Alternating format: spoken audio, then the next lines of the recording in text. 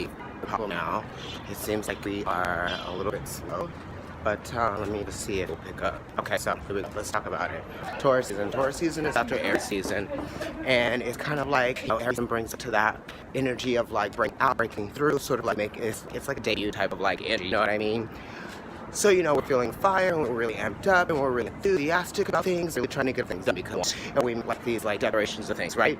And that's what we're energy, but what we want. Right? So now we're getting into the energy like what we need, right?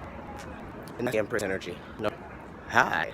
So now we are slowing down. We're starting to take a look at what matters now. We've initiated some things, we align things. Now we can settle in that energy. And we can kind of get comfortable with it because Taurus is about comfort, right? It's about security, stability as well. It really is about commitment as well, and spirituality, and sort of like where you come from, right? And your background and your belief systems, and how you use those to kind of help guide you through the experiences and the circumstances that you go through in life, right? Because we all think of Taurus as being like a sign that only wants to like experience like quality life, high quality of life, high quality products, quality people, spending quality time, eating quality food, doing all types of quality things. But then it's also talking about, what you make of your experience now that you know that you are in a place that you can acknowledge your own existence. What's important to you? What's important to you in terms of those around you? Because it's Venus, so you want to share in that comfort, you want to share in that pleasure. You want other people to be influenced by the way that, Taurus wants to be influenced by the way that it, handles things, it handles itself. There are some things about Taurus that are not so great, there's shadow parts because we all have shadow energy, and that's kind of like, the whole materialistic factor, that type of thing. And then it also has to do with like, dogma, right? Taurus people can really be very blunt, and they can be kind of because I have one over there. And they can be just from some of the things that they can say sometimes, because their belief systems are very strong. They can be very stern in their belief systems. Hold on one second, there, biker's coming. Okay. And, sorry, I'm getting over a cold. But, stern their belief systems, very strong, right? So they really do come through. They're really there for their friends and their family because friends and family is very important for them. Also work, knowing that they are valued at work. Their quality at work is just as important as their quality at home. So it's kind of like the people that they put around them have to be the right type of people. They have to be the quality people that Taurian identify with and that they can be productive with, you know what I mean? Because then they can take their time. They can get a good sense of like what the pasture looks like. If it's on one that becomes very problematic for Taurus, then it's kind of like they can't slow down. They can't get comfortable. They're trying to figure out what's not working. You know what I mean? But then they're also trying to figure out what is working there. That's the whole juxtaposition there. That's what's so fixed. It's like you can't move, right? Rock in a hard place. You can get that way with Taurians. The Taurians can be that way sometimes. They can get stuck in a rock in a hard place. My mom is a Taurus, and she gave birth to me. I'm a Libra, double Libra, so we have a very Venetian relationship. But then, my moon square is my Pluto, and moon represents the mother, and I have that in Cancer. And Pluto is a fixed planet, which has to do with Scorpio, transformation, sphere, resentment. So I'm also discovering now that there are some things there that I haven't actually really cleared up personally with myself or with my mom. There's some stuff that I need to talk to my mother about, you know what I mean? And that will come. That's what everybody needs to, we all have like these like things that we never really get to discuss with our mother because she's so busy trying to protect us. And you know how Venus is, how Taurus can be sometimes too.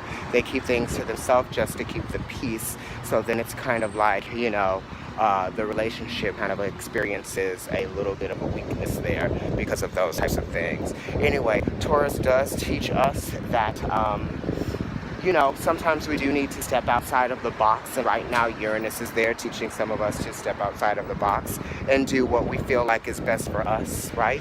You need to step outside of those boundaries and those margins that you set in place for yourself, and the boundaries and the margins that have been set in place for you since you've been brought here to this planet, to this earth, to your family, and you get your adopted family and all that stuff. So they sort of influence you to break outside those boundaries, right? Friends, cliques, that's what Taurus sort of represents as well.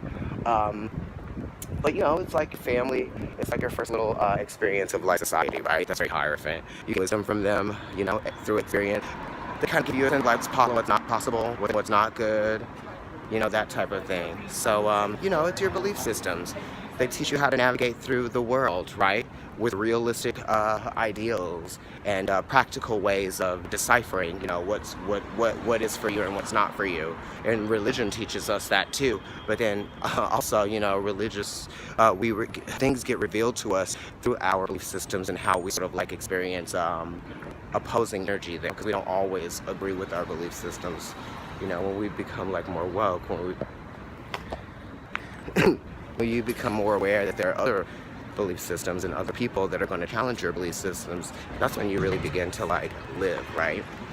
Because now you're getting more out of your experience, and that is the you know, the virtue of Taurus is like getting more out of your experience, more, you know, practically, spiritually, all of that stuff.